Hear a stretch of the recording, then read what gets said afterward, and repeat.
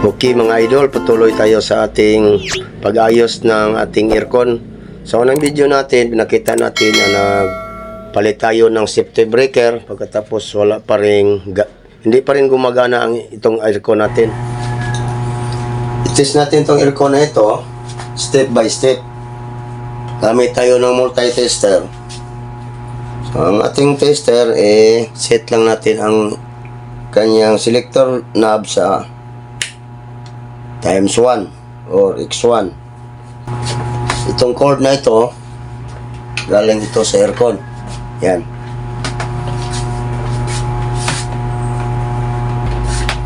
May adapter ito. Minsan hindi lumalabas ang power dito dahil lang sa itong adapter na ito.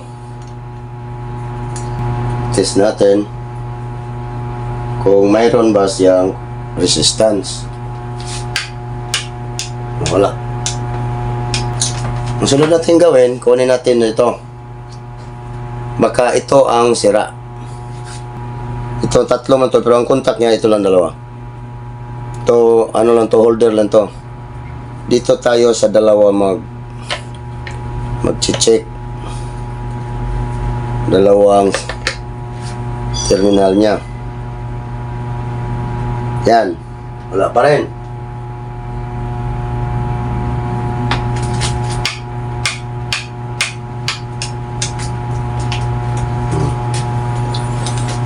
So, tanggalin natin ito. Dito lang natin ito i-check muna sa wall niya. Kunin lang natin tong mga yan. Malaglag. Itong aircon nito, 1/2 horsepower lang to.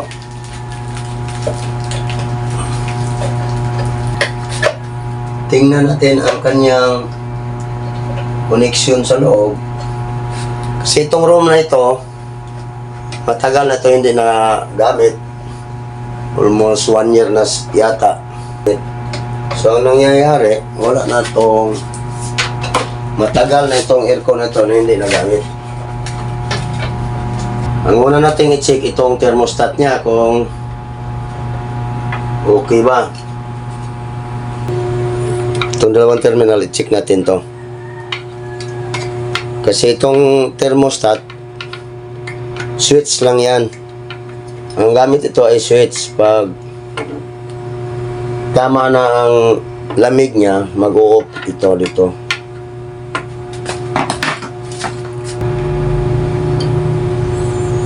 So, okay ang kanyang thermostat. Yan. Yan. May resistance siya. Para hindi tayo masyado mahirapan kasi naiksiman lang ang wire dito. Bunutin na lang natin to para mailabas natin. Baba na lang to. Maingay ang siling pa natin.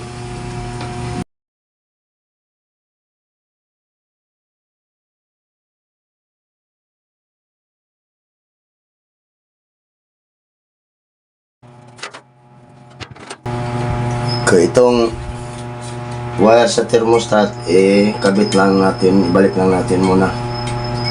Baka ito lang ang nabunot kanina kasi matagal naman itong hindi na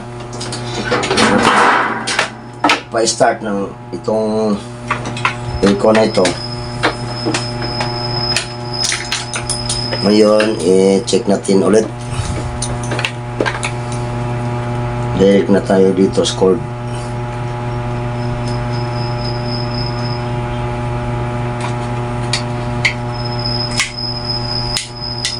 Wala pa rin. Ang sunod natin gawin, itong switch na ito, i-check natin. Baka ito ang sira. Sinasabi ko kanina, i-check natin step by step.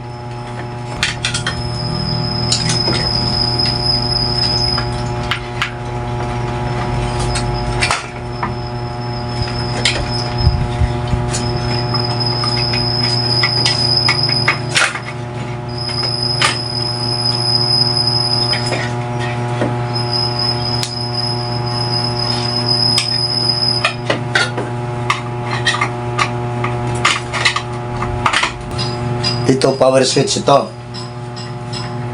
Oh, sira siya oh.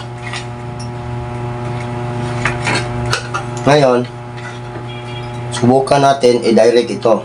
Itong isang wire na pang saksak, dalawan mo ito, isa ito, dumaan sa switch. Ngayon, i-direct, subukan natin i-direct dito. Test natin ulit.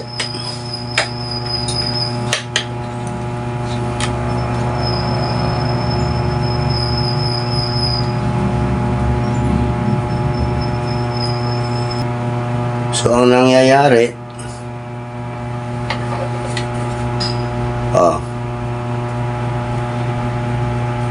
may resistance na siya.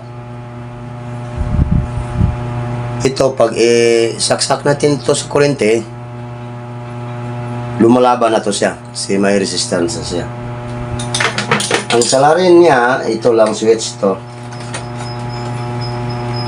So, kunin natin tong switch. Magbili tayo ng bagong switch.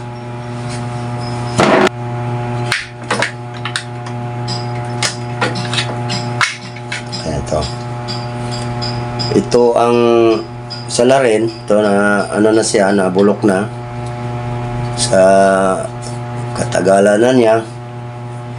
Wala na itong gamit, matagal na hindi, almost 1 year ito hindi nagagamit. So anong nangyari, nabulok siya. Pero bago namin ito iniwan tong room na ito, okay pa tong aircon. So ito lang. Pagkatapos natin dito, pag palitan na natin ito ng switch, pakita ko sa inyo ang paano mag-wirings ng 1.5 horsepower window type aircon.